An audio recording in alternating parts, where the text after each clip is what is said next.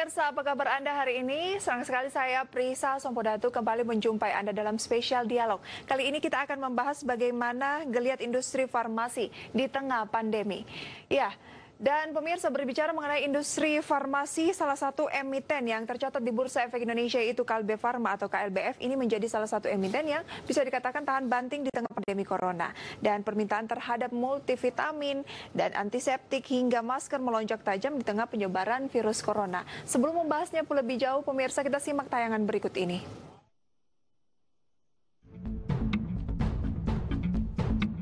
PT Kalbe Farma Tbk atau KLBF mengklaim penjualan produk multivitamin bahkan telah naik hingga 2 kali lipat sejak penyebaran virus corona di Indonesia pada awal Maret silam. Emiten farmasi ini pun telah menandatangani nota kesepahaman dengan Genesin Inc. untuk mengembangkan vaksin virus corona baru atau COVID-19 mulai bulan ini sampai Juli 2020 nanti. Perusahaan tersebut tengah melakukan uji klinis fase pertama GX19 di Korea Selatan. Sebelum bisa diedarkan sejalan dengan standar internasional yang berlaku, vaksin GX19 akan melalui 4 fase uji klinis.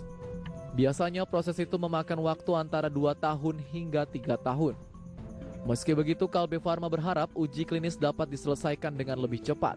Lantas sejauh mana kenaikan penjualan di tengah pandemi dan pengembangan vaksin virus corona akan berdampak besar terhadap kinerja Kalbe secara umum?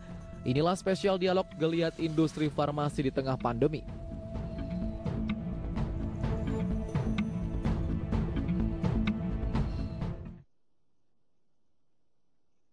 Ya pemirsa, dan bagaimanakah geliat industri farmasi di tengah pandemi? Saat ini kami sudah tersambung melalui Zoom bersama dengan Presiden Direktur PT Kalbe Farma Tbk, yaitu Bapak Fijong Tios. Halo Pak Fijong.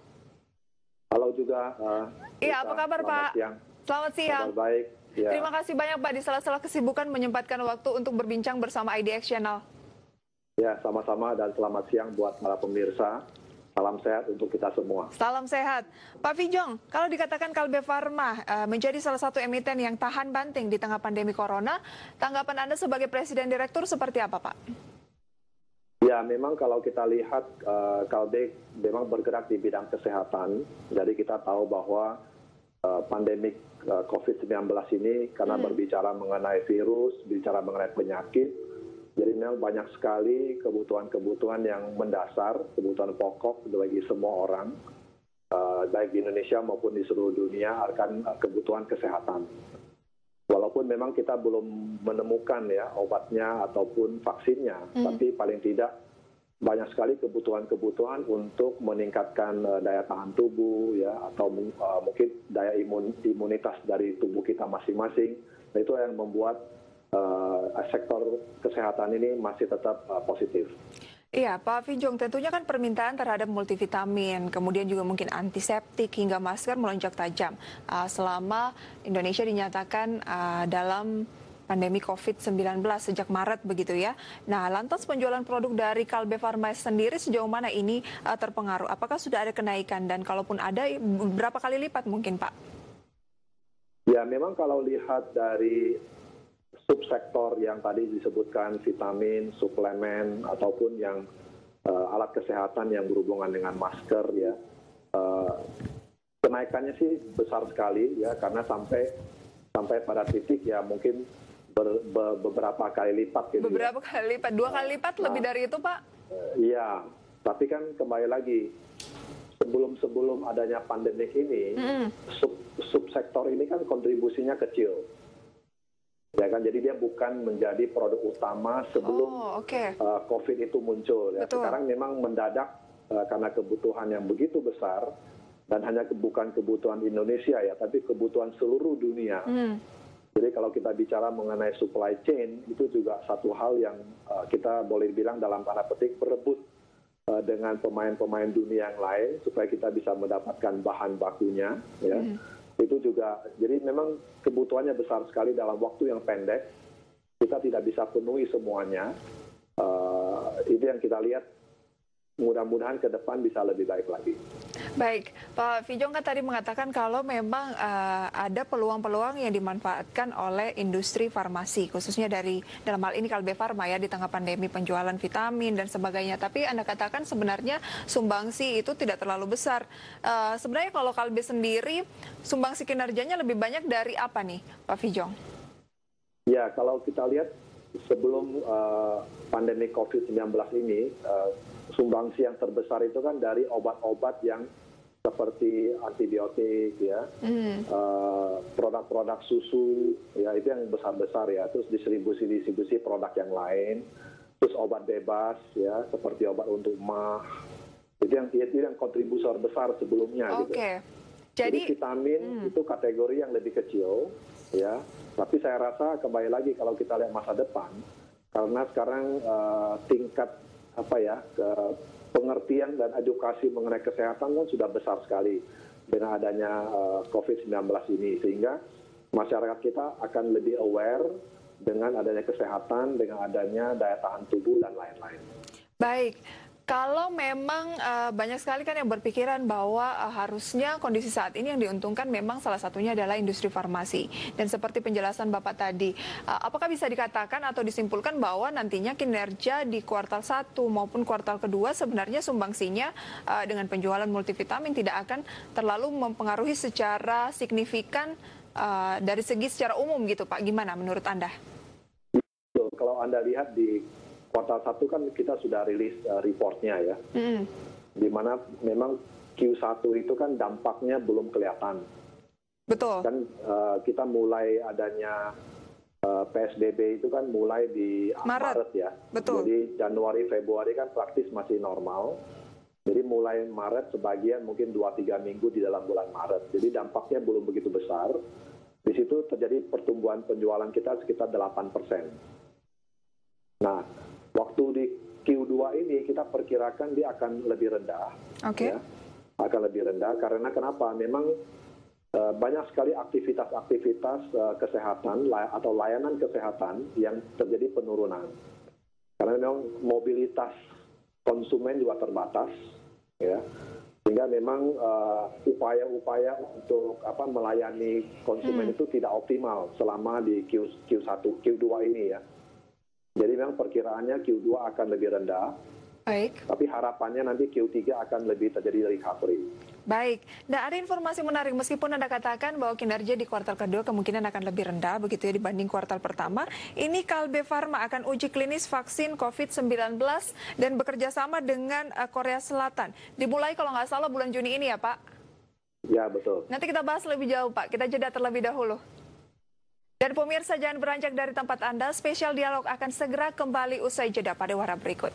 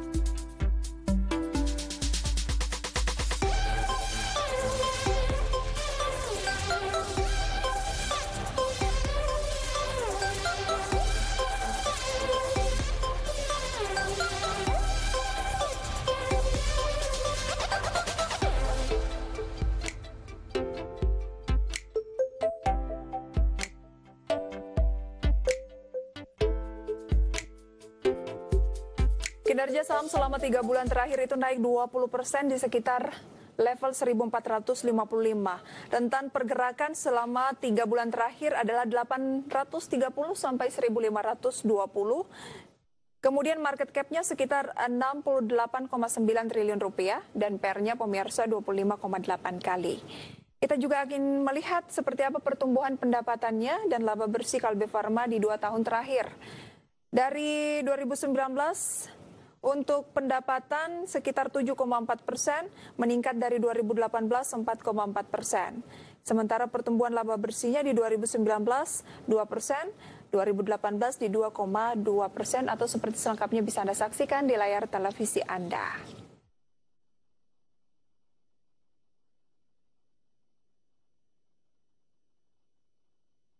Halo Pak Fijong.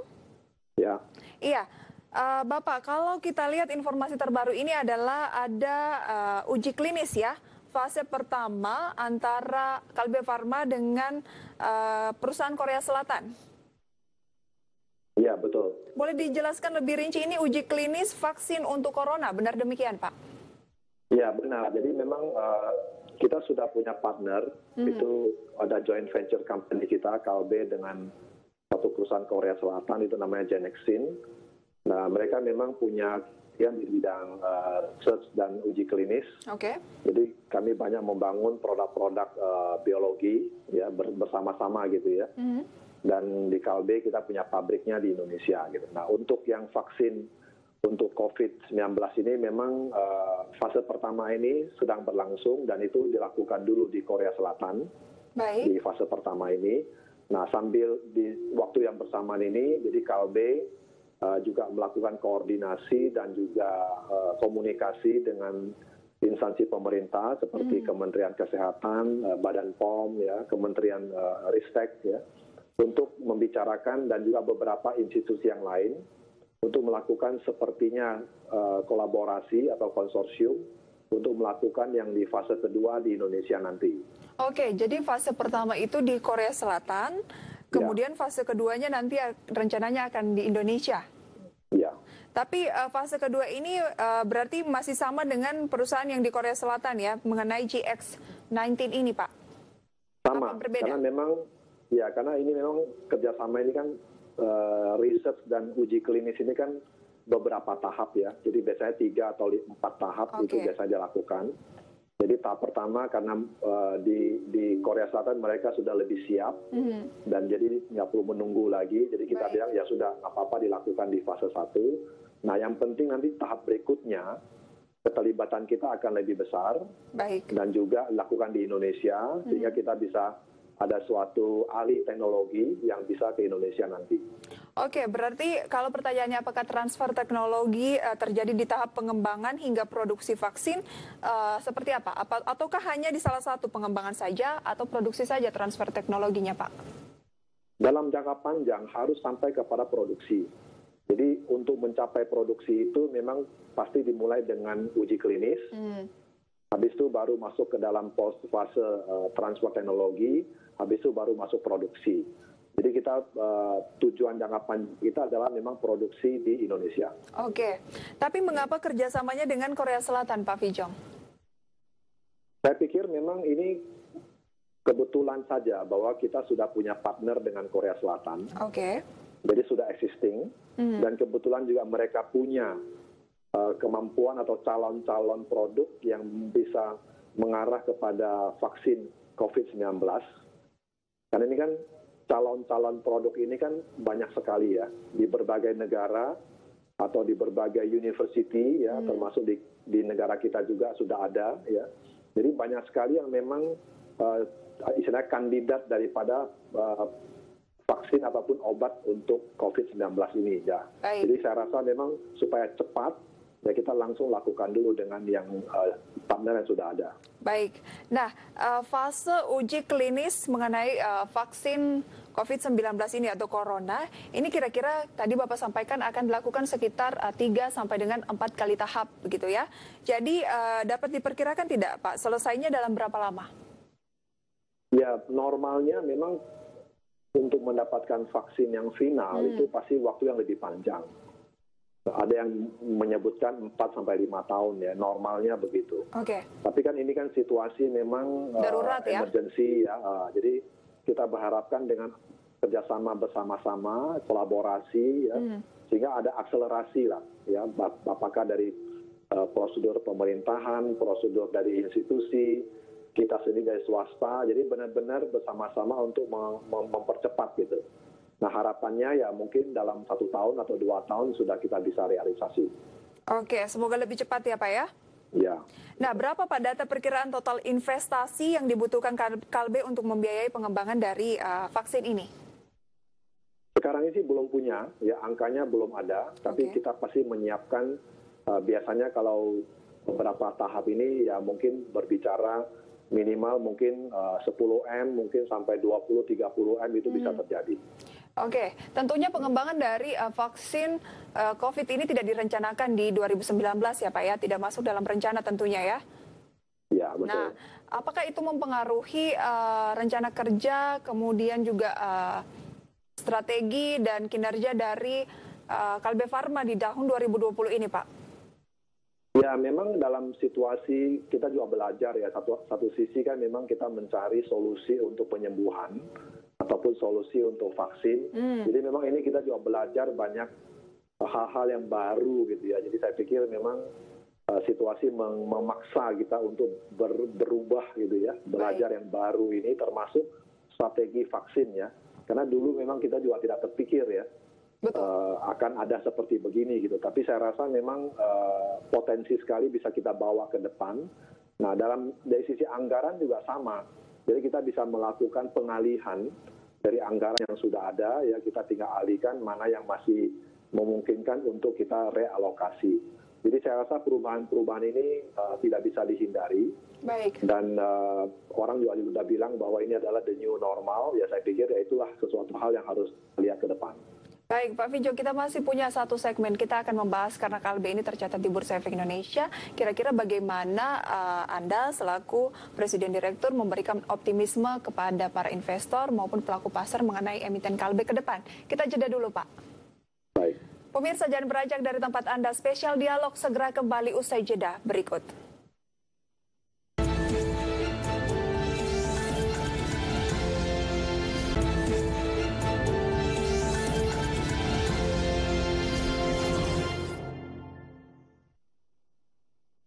Anda masih menyaksikan spesial dialog pemirsa khusus berbincang bersama dengan Presiden Direktur PT Kalbe Farma, yaitu Bapak Fijong Tius. Kita membahas bagaimana sih geliat industri farmasi di tengah pandemi, khususnya Kalbe sendiri menghadapi kondisi di tahun 2020 ini juga ya. Dan kita akan kembali berbincang dengan beliau. Pak Fijong. Baik. Iya, Bapak tadi menyampaikan bahwa informasi terbaru mengenai uji klinis vaksin corona bekerja sama dengan Korea Selatan kan ini sudah dimulai untuk fase pertama. Tapi memang fasenya ada beberapa tahap, mungkin 3 sampai 4 kali dan kemungkinan baru bisa diproduksi secara massal begitu ya Pak ya, beberapa tahun ke depan. Artinya dengan adanya uji klinis vaksin corona ini belum akan berdampak signifikan, membawa dampak yang besar untuk kinerja di tahun 2020 untuk Kalbe. Belum. Oke, jadi optimisme apa yang kemungkinan Bapak sendiri bisa sampaikan kepada pemirsa maupun investor Kalbe Farma mengenai tahun 2020 ini Pak?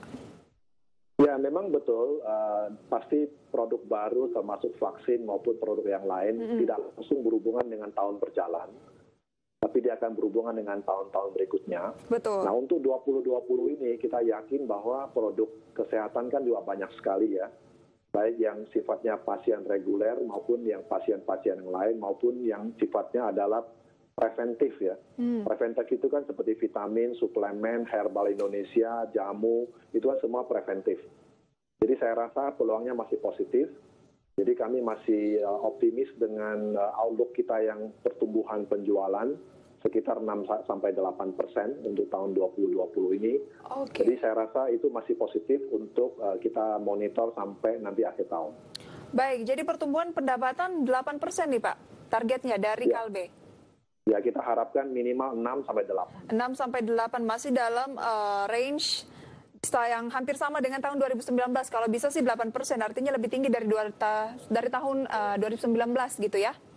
Ya, tahun lalu kan 7 kan, jadi ya, mudah-mudahan kita lebih baik, mudah-mudahan. Mudah-mudahan. Ada tidak harapan yang ingin disampaikan juga dari industri farmasi, khususnya Kalbe Farma terhadap pemerintah? Karena kan tentunya dalam pengujian vaksin atau sebagainya mengatasi dampak atau memberikan kontribusi terhadap pandemi corona ini agar segera berlalu dari Indonesia.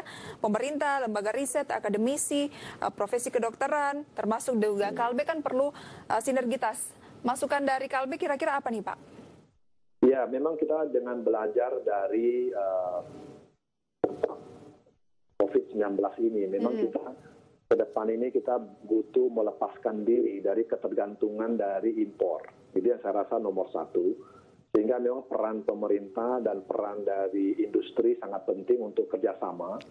Mungkin pemerintah lebih kepada mempercepat policy atau peraturan-peraturan, sampai kepada tadi kita lihat selama ini sudah cepat sekali sebenarnya dengan konsorsium riset dan uji klinis sudah cepat sekali. Nah hal itu harus kita jaga terus supaya ke depan kemandirian untuk kesehatan bisa terjadi. Ya termasuk juga nanti misalnya unsur TKDN ya, tingkat kandungan dalam negeri itu kita bisa tingkatkan terus. Itu juga bisa membuat industri kesehatan kita menjadi industri yang mandiri. Oke, jadi harapannya adalah bagaimana industri kesehatan kita menjadi industri yang mandiri, dimulai dengan TKDN begitu ya, kemudian juga bahan bakunya kalau bisa jangan selalu diimpor gitu ya Pak ya? Impor, betul. Nah ini kan sebelum kita akhiri nih Pak, rupiah kan saat ini cenderung di bawah posisi 14.000 begitu ya. Sejauh mana ini memberikan kontribusi karena kan industri farmasi erat kaitannya dengan pergerakan nilai tukar?